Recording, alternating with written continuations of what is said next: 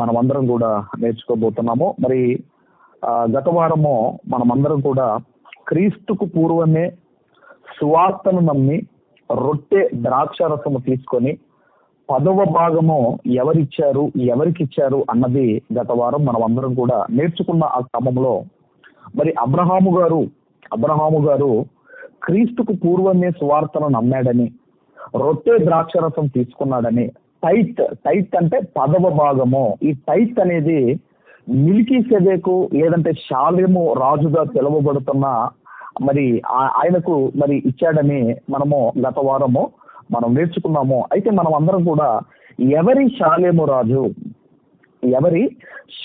రాజు లేదంటే మెల్కీసెదెకు ఎవరు అన్నది చాలా జాగ్రత్తగా ఈరోజు మనం అందరం కూడా ఆలోచన చేయబోతున్నాము. మరి ఈ మెల్కీసెదెకు ఎవరు అన్న అనుమానాలు చాలా మందికి ఉంటాయండి. అసలు ఎవరి మెల్కీసెదెకు అని చాలా మంది ఆలోచిస్తూ ఉంటారు. అయితే దానికి లేఖనాధారాలతో మరి మనమందరం కూడా నివృత్తి చేసుకుందాము. ఎందుకంటే బైబిల్లో ఉన్నది మనం స్పష్టంగా మరి బైబిల్లో ఉన్న బోధ ఏంటంటే నిర్మలమైన బోధ అంటే అది కల్తీ లేని బోధ. ఒక గేదె పొదుగులో ఎలాగైతే కల్తీ లేని పాలు దొరుకుతాయో అలాగేనండి బైబిల్లో కల్తీ లేని బోధ ఉంది, నిర్మలమైన బోధ ఉంది. ఈరోజు మనం అందరం కూడా లేఖనాధారాలతో ఈ మెల్కీసెదెకు ఎవరో మనం అందరం కూడా నివృత్తి చేసుకుందాము. మరి ముందుగా మనం ఆలోచిద్దాము, ఎక్కడ ఈ మెల్కీసెదెకు అనేది మనకు మొట్టమొదటిగా ఎక్కడ కనబడతాడు అన్నప్పుడు అందరం కూడా ఆదికాండము 14వ అధ్యాయము, దయచేసి ఆదికాండము 14వ అధ్యాయము 17వ వచనము నుండి 20వ వచనం వరకు గల లేఖన భాగాలు మనమందరం కూడా చదువుకున్నాము. అతడు కదొర్లాయోమెరును అతనితో కూడానున్న రాజులను ఓడించి తిరిగి వచ్చినప్పుడు సొదొమ రాజు అతనిని ఎదుర్కొనుటకు రాజు లోయ అను షావే లోయ మటుకు బయలుదేరి వచ్చెను. మరియు షాలేము రాజైన మెల్కీసెదెకు రొట్టెను ద్రాక్షారసమును తీసుకొని వచ్చెను. అతడు సర్వోన్నతుడగు దేవుని యాజకుడు. అప్పుడు అతడు అబ్రహామును ఆశీర్వదించి ఆకాశమునకును భూమికిని సృష్టికర్తయును సర్వోన్నతుడునైన దేవుని వలన అబ్రాము ఆశీర్వదింపబడునుగాక అనియు, నీ శత్రువులను నీ చేతికి అప్పగించిన సర్వోన్నతుడగు దేవుడు స్తుతింపబడునుగాక అనియు చెప్పెను. అప్పుడు అతడు అన్నింటిలో ఇతనికి 10వ వంతు ఇచ్చెను. ఇక్కడ ఏం కనబడుతుందయ్యా అన్నప్పుడు ఇక్కడ షాలోము రాజు అని మనము చదువుకుంటున్నాము. రెండోది ఏంటంటే మెల్కీసెదెకు అని మనం చదువుకుంటున్నాము. మూడోది ఏంటి అన్నప్పుడు మూడో విషయం ఏంటి అన్నప్పుడు సర్వోన్నతుడగు దేవునికి యాజకుడు అని మనం చదువుకుంటున్నాము.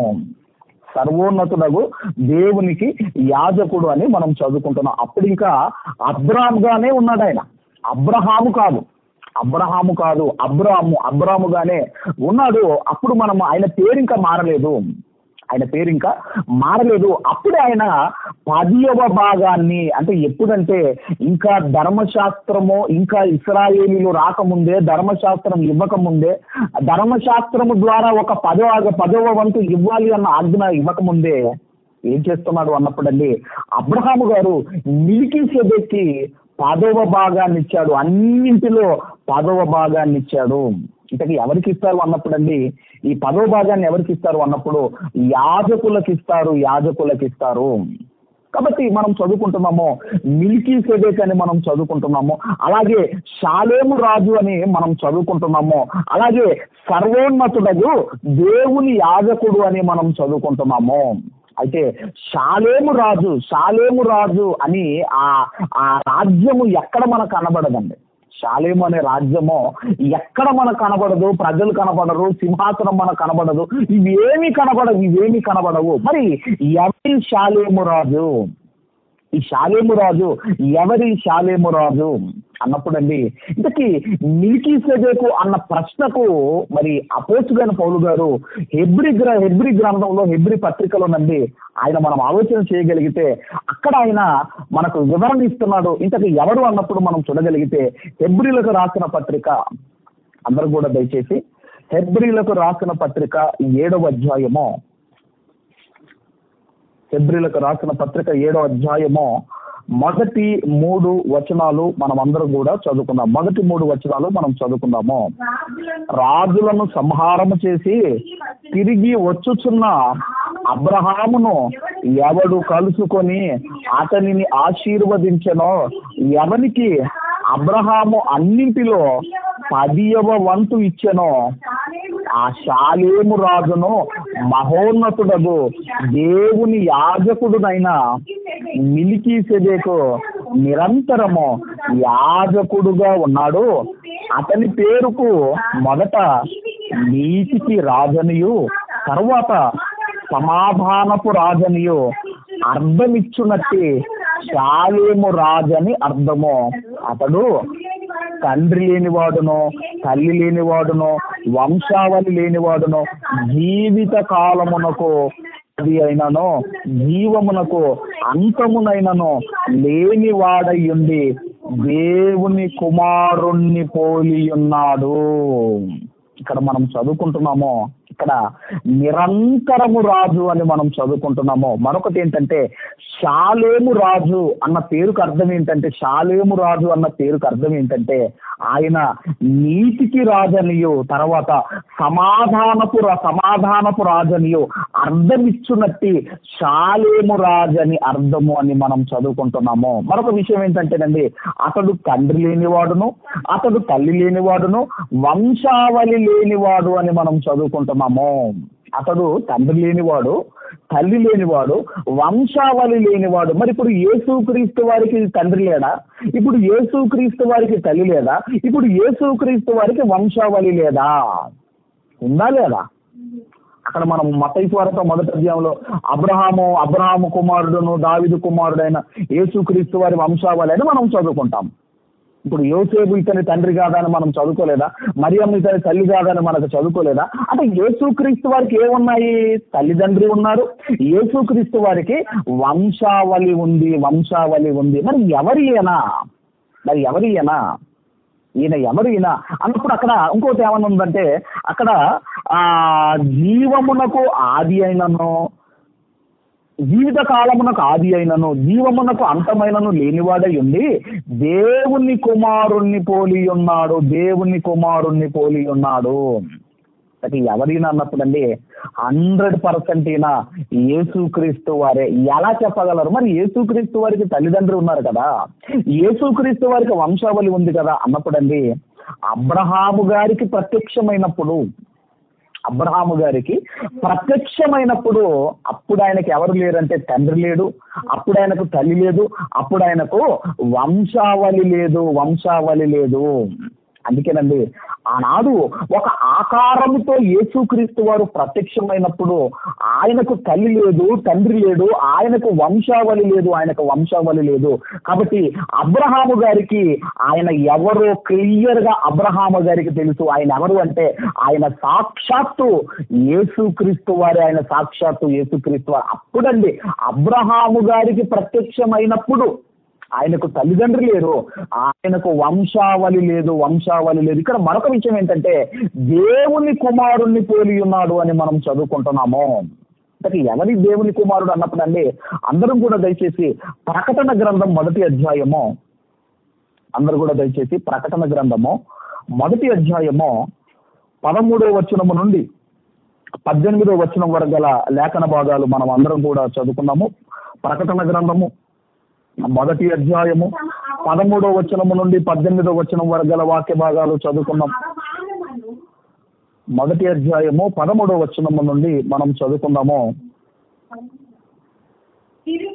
తిరుగగా 7 సువర్ణ దీప స్తంభములను, ఆ దీప స్తంభముల మధ్యను మనుష్య కుమారుణ్ణి పోలిన ఒకనిని చూచి తిని, ఆయన తన పాదముల మట్టుకు దిగుతున్న వస్త్రములను ధరించుకొని రొమ్మునకు బంగారు దట్టి కట్టుకొని ఉండెను.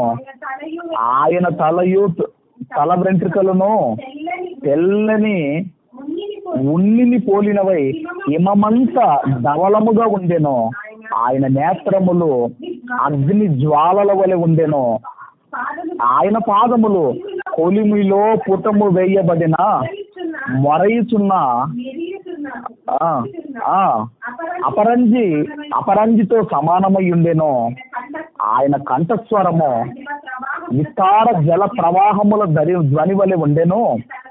ఆయన తన కుడి చేత 7 నక్షత్రములను పట్టుకొని ఉండెను. ఆయన నోటి నుండి 2 అంచులు గల వాడి అయిన ఖడ్గము ఒకటి బయలు వెళ్ళుచుండెను. ఆయన ముఖము మహా తేజస్సుతోను ప్రకాశించుచున్న సూర్యుని వలె ఉండెను. నేను ఆయనను చూడగా చచ్చిన వాని వలె ఆయన పాదముల యొద్ద పడితిని. ఆయన తన కుడి చేతిని నా మీద ఉంచి నాతో ఇట్లా నేను భయపడకము, నేను మొదటి వాడను కడపటి వాడను జీవించువాడను మృతుడనైతిని గాని ఇదిగో యుగ యుగములు సజీవుడనై ఉన్నాను. మరియు మరణము యొక్క పాతాళ లోకం యొక్కయు తాళపు చెవులు నా స్వాధీనములో ఉన్నవి కాగా నీవు చూచిన వాటిని విన్న వాటిని అనగా ఇక్కడ మనము చదువుకుంటున్నాము ఏమని చదువుకుంటున్నాము అన్నప్పుడు అండి, ఇక్కడ ఏమని మనము చదువుకుంటున్నాము అన్నప్పుడు దేవుని కుమారుణ్ణి పోలి ఉన్నాడు అంటే ఇక్కడ ఎవరు దేవుని కుమారుణ్ణి పోలి ఉన్నాడు, ఇక్కడ ఎవరు దేవుని కుమారుని పోలి ఉన్నాడు అని మనము ఆలోచన చేయగలిగితే ఇక్కడ ఎవరు అన్నప్పుడు ఇక్కడ యేసుక్రీస్తు వారు ఇక్కడ ఎవరు అన్నప్పుడు ఇక్కడ సాక్షాత్తు ఇప్పుడు ఈ చదువుతున్న ఈ లేఖన భాగాలన్నీ కూడా ఎవరికి సంబంధించినవి అన్నప్పుడు అండి సాక్షాత్తు యేసుక్రీస్తు వారికి సంబంధించినవి. అందుకే అక్కడ ఆయన 13వ వచనంలో మనం చదువుకున్నాము సాక్షాత్తు యేసుక్రీస్తు వారికి సంబంధించినవి. అలాగే అక్కడ కూడా మనం చూడగలిగితేనండి ఎక్కడంటే ఎబ్రీ పత్రికలో మనము ఆలోచన చేయగలిగితే అక్కడ కూడా ఎవరు అన్నప్పుడు దేవుని కుమారుణ్ణి పోలి ఉన్నాడని మనం చదువుకున్నాం. దేవుని కుమారుణ్ణి పోలి ఉన్నాడని మనం చదువుకున్నాం. కాబట్టి ఎవరు ఆయన అన్నప్పుడు యేసుక్రీస్తు వారు ఆయన ఒక దేవుని కుమారుడిగా, ఆయన షాలేము రాజుగా, ఆయన ఇదిగో అబ్రహాము గారికి ప్రత్యక్షమయ్యాడు. కాబట్టి షాలేము అన్న అలా ఇంగ్లీష్ లో షాలోమ్ అన్న మనం ఆలోచన చేయగలిగితే ఆ పేరుకు అర్థం ఏంటి అన్నప్పుడు అండి సమాధానము. షాలోమ్ అంటారు కదండి సమాధానము లేదంటే శాంతి అని అర్థము. ఇప్పుడు మనం చూడగలిగితే ఆయనకు షాలేము రాజు అని మనం చదువుకుంటున్నాము. ఒకసారి ఆ మాట కూడా మనం పరిశీలన చేయగలిగితే మొదటి యోహాను పత్రిక దయచేసి మొదటి యోహాను పత్రిక దయచేసి 2వ అధ్యాయము మొదటి 2 వచనాలు మనము చదువుకున్నాం. 2వ అధ్యాయము మొదటి 2 వచనాలు మనం చదువుకున్నాం. నా చిన్నపిల్లలారా మీరు పాపము చేయకుండుటకై ఈ సంగతులను మీకు రాయిచున్నాను. ఎవడైనను పాపము చేసిన ఎడల నీతిమంతుడైన యేసుక్రీస్తు అను ఉత్తరవాది తండ్రి యొద్ద మనకున్నాడు. ఆయనే మన పాపములకు శాంతికరమై ఉన్నాడు. మన పాపములకు మాత్రమే కాదు సర్వలోకమునకు శాంతికరమై ఉన్నాడు. సర్వలోకమునకు శాంతికరమై ఉన్నాడు. అందుకే మనము ఒక టాపిక్ నేను మీకు చెప్పాను, మనశ్శాంతి ఎక్కడ దొరుకుతుంది అని నేను చెప్పాను. ఈరోజు మనశ్శాంతి కొరకు ఎక్కడికెక్కడికో వెళుతున్నారు. కాబట్టి యేసుక్రీస్తు వారు ఎవరు అన్నప్పుడు షాలేము అన్న మాటకు అర్థం ఏంటంటే సమాధానము లేదంటే శాంతి. ఇక్కడ మనం ఆలోచిస్తున్నాము ఆయన ఎవరటంటే సర్వలోకమునకు శాంతికరమై ఉన్నాడు అని మనం చదువుకుంటున్నాము. అలాగే యేసుక్రీస్తు వారి గురించి ఒక ప్రవచనం ఉంది, పెద్ద ప్రవక్తలో ఒక ప్రవక్త, ఆయన కూడా ఏమని రాస్తున్నాడు మనం చూడగలిగితే యెషయా గ్రంథము 9వ అధ్యాయము యెషయా గ్రంథం 9వ అధ్యాయము 6వ వచనాన్ని కూడా ఒక్కసారి మనం అందరం కూడా చదువుకుందాం. యెషయా గ్రంథం 9వ అధ్యాయము 6వ వచనాన్ని కూడా ఒకసారి మనం అందరం కూడా చదువుకుందాము. 6వ వచనము, ఏలయనగా మనకు శిశువు పుట్టెను, మనకు కుమారుడు అనుగ్రహింపబడెను, ఆయన భుజముల మీద రాజ్యభారముండును, ఆశ్చర్యకరుడు, ఆలోచనకర్త, బలవంతుడైన దేవుడు, నిత్యుడగు తండ్రి, సమాధానకర్తయగు అధిపతి అని అతనికి పేరు పెట్టబడును. సమాధానకర్తయగు అధిపతి అంటే ప్రిన్స్ ఆఫ్ పీస్ అంటారు, ఆయన ప్రిన్స్ ఆఫ్ పీస్ అంటారు. కాబట్టి సర్వలోకమునకు ఆయన శాంతికరమై ఉన్నాడు, సర్వలోకమునకు ఆయన శాంతికరమై ఉన్నాడు. అందుకేనండి అబ్రహాము గారికి ప్రత్యక్షమైనప్పుడు ఆయన తండ్రి లేనివాడిగా, ఆయన తల్లి లేనివాడిగా, ఆయన వంశావళి లేనివాడిగా ఉన్నాడు. దేవుని కుమారుణ్ణి పోలి ఉన్నాడు, దేవుని కుమారుణ్ణి పోలి ఉన్నాడు. మరి ఆయనకి ఎప్పుడు వచ్చాయండి ఈ వంశావళులు, ఈ తండ్రి తల్లి ఎప్పుడు వచ్చింది అన్నప్పుడు, ఎప్పుడైతే మరియమ్మ గారి ద్వారా ఆయన ఎప్పుడైతే జన్మించాడో ఆ తర్వాత ఆయనకు తండ్రి, ఆ తర్వాత ఆయనకు తల్లి, ఆ తర్వాత ఆయనకు వంశావళి ఉన్నాయి. కాబట్టి యేసుక్రీస్తు వారు ఆయన ఏం చేశాడు అన్నప్పుడు అండి, ఇదిగో ఆయన సమాధానకర్తగా వచ్చి మనలను దేవునితో సమాధానపరిచాడు, మనల్ని దేవునితో సమాధానపరిచాడు. ఎందుకంటేనండి మనమందరం కూడా దేవునికి శత్రువులం అయిపోయాం. మనం అందరం కూడా అసలు ఎవరు శత్రువు అన్నప్పుడు మనకు శత్రువు సాతాను ఏం చేశాడు అన్నప్పుడు మనలందరినీ కూడా దేవునికి శత్రువుగా చేశాడు. అందుకే దేవునికి శత్రువులమై ఉండగానే పౌలు గారు రాస్తారు. ఒకసారి ఆ మాట కూడా మీరు చదవగలిగితే రోమీయులకు రాసిన పత్రిక 5వ అధ్యాయము 10వ వచనాన్ని చదువుకుందాం దయచేసి. అపోస్తలుడైన పౌలు గారు రోమీయులకు రాసిన పత్రిక 10వ అధ్యాయము 5వ వచనాన్ని మనం అందరం కూడా చదువుకుందాం. 5వ వచనాన్ని మనం అందరం కూడా చదువుకుందాము. 10వ అధ్యాయము 5వ వచనం, 10వ అధ్యాయము 5వ వచనాన్ని మనం అందరం కూడా చదువుకుందాం. చదవం 10వ వచనం, 5వ అధ్యాయం 10వ వచనం చదువుకుందాం. 5:10 దయచేసి 5:10 చదువుకుందాం. 5:10 ఏలయనగా శత్రువులమై ఉండగా ఎవరికి శత్రువులమయ్యాం మనము? ఎవరికి శత్రువులమయ్యామంటే దేవునికి శత్రువులమై ఉండగా మనము దేవునికి శత్రువులమై బ్రతుకుతున్నాం. మనం అలా ఉండగా ఆయన కుమారుని మరణము ద్వారా మనము దేవునితో సమాధానపరచబడిన వారమై ఆయన జీవించుట చేత మరి నిశ్చయముగా రక్షింపబడుదుము. అంటే దేవునికి శత్రువులమై ఉన్న మనలను యేసుక్రీస్తు వారి మరణము ద్వారా దేవునితో సమాధానపరిచాడు. కాబట్టి ఎవరైనా ఈ షాలేము రాజు ఎవరు? దేవుని కుమారుణ్ణి పోలి ఉన్నాడని మెల్కీసెదెకని మనం చదువుకుంటున్నాము. ఈయన ఎవరో కాదండి, సాక్షాత్తు యేసుక్రీస్తు వారే. ఆ మాట కూడా హెబ్రీయులకు రాసిన పత్రిక 5వ అధ్యాయము 7, 8, 9, 10 వచనాలు మనం చదువుకుందాము. హెబ్రీయులకు రాసిన పత్రిక 5వ అధ్యాయము 7వ వచనము నుండి మనం చదువుకున్నాం.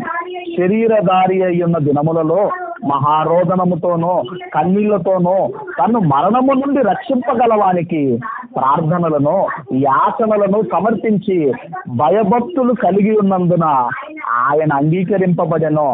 ఆయన కుమారుడయ్యుండి తాను పొందిన శ్రమల వలన విధేయత నేర్చుకొనెను. మరియు ఆయన సంపూర్ణ సిద్ధి పొందిన వాడై మెల్కీసెదెకు యొక్క క్రమములో చేరిన ప్రధాన యాజకుడని దేవుని చేత పిలువబడి తనకు విధేయులైన వారందరికీ నిత్య రక్షణకు కారకుడాయెను. యేసుక్రీస్తు వారు మెల్కీసెదెకుగా పిలువబడ్డాడు. ఆయన పిలువబడ్డాడు. కాబట్టి ఈ షాలేము రాజు అన్న, దేవుని కుమారుడన్న, మెల్కీసెదెకు అన్న ఇదంతా ఎవరో కాదండి, సాక్షాత్తు యేసుక్రీస్తు వారే మెల్కీసెదెకుగా పిలువబడ్డాడు.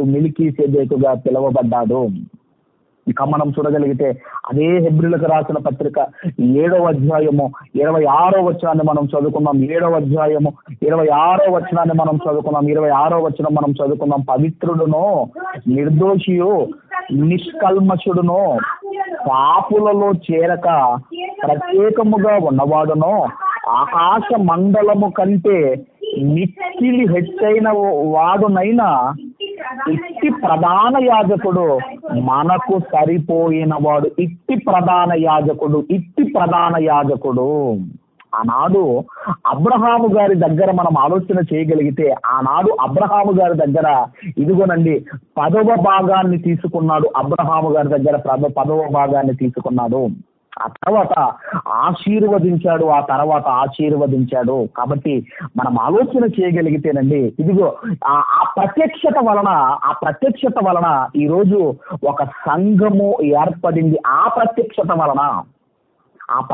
వలన ఏం జరిగింది అన్నప్పుడండి, ఒక సంఘము ఏర్పడింది. ఈరోజు మనం ఆలోచన చేయగలిగితే, యేసుక్రీస్తు వారు తండ్రి కుడిపార్శ్వమున కూర్చుండి ఆయన మన కొరకు ఏం చేస్తున్నాడు అన్నప్పుడు, ఇదిగో విజ్ఞాపనములను చేస్తున్నాడు. అందుకే మనం ఉత్తరవాది అని మనం చదువుకున్నాము. తండ్రి కుడిపార్శ్వమున మనకు ఆయన కూర్చుండి మన కొరకు తండ్రిని వేడుకుంటున్నాడు.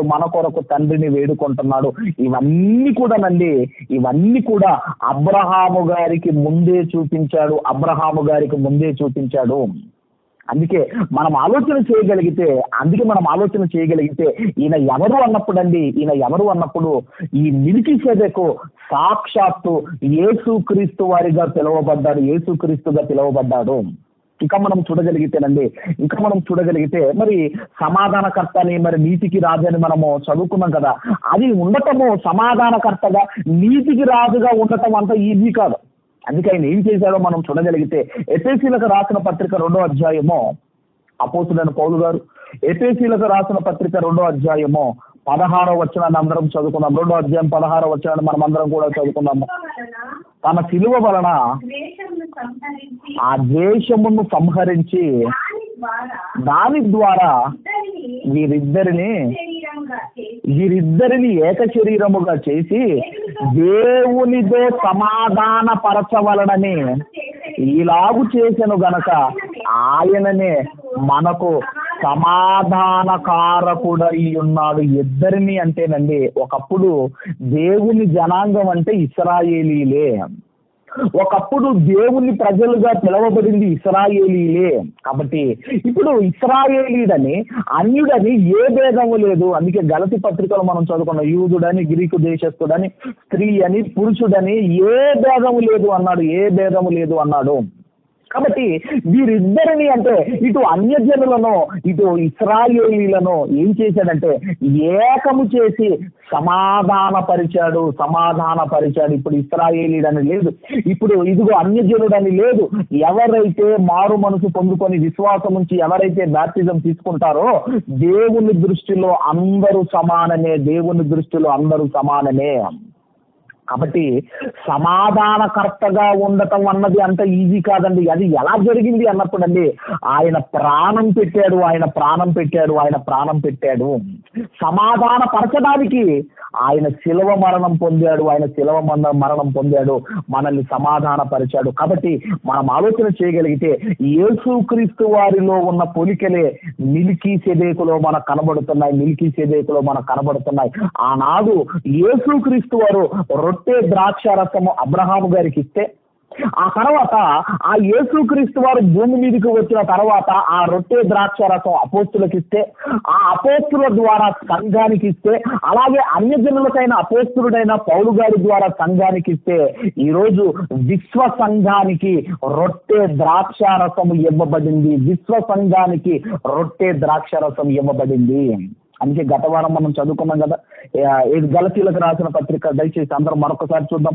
గలతీలకు రాసిన పత్రిక 3వ అధ్యాయము 7వ వచనం నుండి 9వ వచనం వరకు గల వాక్య భాగాలు మనం చదువుకుందాం. కాబట్టి విశ్వాస సంబంధులే అబ్రహాము కుమారులని మీరు తెలుసుకొనుడి, దేవుడు విశ్వాస మూలముగా అన్యజనులను నీతిమంతులుగా తీర్చునని లేఖనము ముందుగా చూచి నీ యందు అన్యజనులందరూ ఆశీర్వదించబడుదురని అబ్రహామునకు సువార్తను ముందుగా ప్రకటించెను.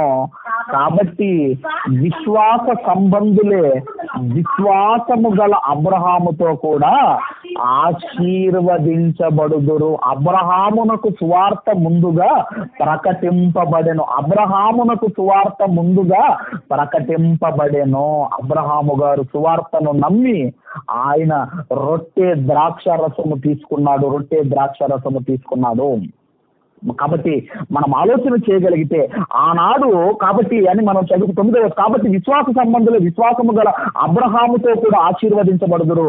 ఈరోజు సంఘము ద్వారా ఆశీర్వదించాలి అని దేవుడు కోరుకుంటున్నాడు. ఆనాడు అబ్రహామును మెల్కీసెదెకు ఆశీర్వదిస్తే ఈరోజు సంఘము ద్వారా దేవుడు ఆశీర్వదించాలి అని కోరుకుంటున్నాడు.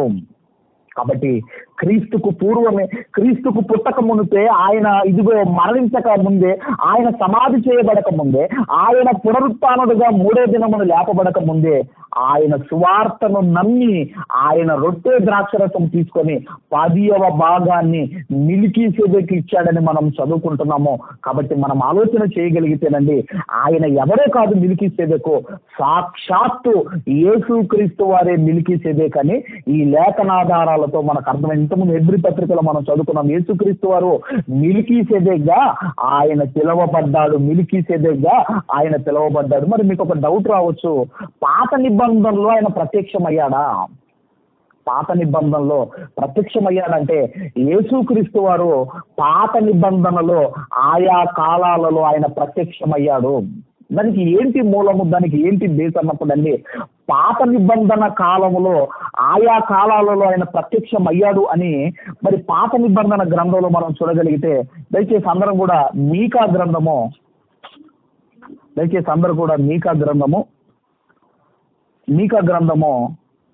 5వ అధ్యాయము 2వ వచనాన్ని దయచేసి మనం అందరం కూడా చదువుకుందాం. 5వ అధ్యాయము 2వ వచనాన్ని దయచేసి మనం అందరం కూడా 5:2 మనం చదువుకుందాం. బెత్లెహేము ఎఫ్రాతా, యూదా వారి కుటుంబములలో నీవు స్వల్ప గ్రామమైనను నా కొరకు ఇజ్రాయేలీలను ఏలబోవాడు నీలో నుండి వచ్చును. ఈ మాట అండర్లైన్ చేసుకోండి. పురాతన కాలము మొదలుకొని శాశ్వత కాలము ఆయన ప్రత్యక్షమగుచుండెను. అంటే పురాతన కాలం అంటే ఆది కాలము నుండి ఆయన అప్పుడప్పుడు ఆయన భక్తులకు ఆయన ప్రత్యక్షమగుచుండెను అని మనం చదువుకుంటాము. కాబట్టి యేసుక్రీస్తు వారు కూడా మరి ఆయన ప్రత్యక్షమయ్యాడు అని మనం చదువుకుంటున్నాము. ఆనాడు మరి మనం పోయిన వారం ఒక రిఫరెన్స్ మనం కోడ్ చేసుకున్నాము. అబ్రహాము గారు యేసుక్రీస్తు వారి దినమును చూడాలి అనుకున్నాడు. ఆయన దినము అంటే ఆయన మరణ దినము చూడాలి అనుకున్నాడు. అది చూసి ఆనందించను అని మనము యోహాను సువార్త 8వ అధ్యాయంలో మనం చదువుకుంటాము. కాబట్టి యేసుక్రీస్తు వారు పురాతన కాలము అంటే ఆది కాలము నుండి పురాతన కాలము మొదలుకొని శాశ్వత కాలము ఆయన ప్రత్యక్షమగుచుండెను. కాబట్టి యేసుక్రీస్తు వారు ఆయన పాత నిబంధనలో ఆయన ఆయా కాలాలలో ప్రత్యక్షమవుతూ వచ్చాడు. నోవాహు గారికి తెలియదా యేసుక్రీస్తు వారు? ఆదాము గారికి తెలియదా యేసుక్రీస్తు వారు? ఒక హేబేలు గారికి తెలియదా యేసుక్రీస్తు వారు? మీరు ఆలోచించండి. హేబేలుకు తెలుసు యేసుక్రీస్తు వారు, ఆదాము గారికి తెలుసు యేసుక్రీస్తు వారు, నోవాహుకు తెలుసు యేసుక్రీస్తు వారు, అబ్రహాము గారికి తెలుసు యేసుక్రీస్తు వారు, దావీదుకు తెలుసు యేసుక్రీస్తు వారు, యెషయాకు తెలుసు, ప్రవక్తలకు తెలుసు. యేసుక్రీస్తు వారు తెలియనిది ఎవరికి? మీరు ఆలోచించండి. అందుకే కదండి అందరు కూడా ప్రవచనాలు రాసుకుంటూ వచ్చారు.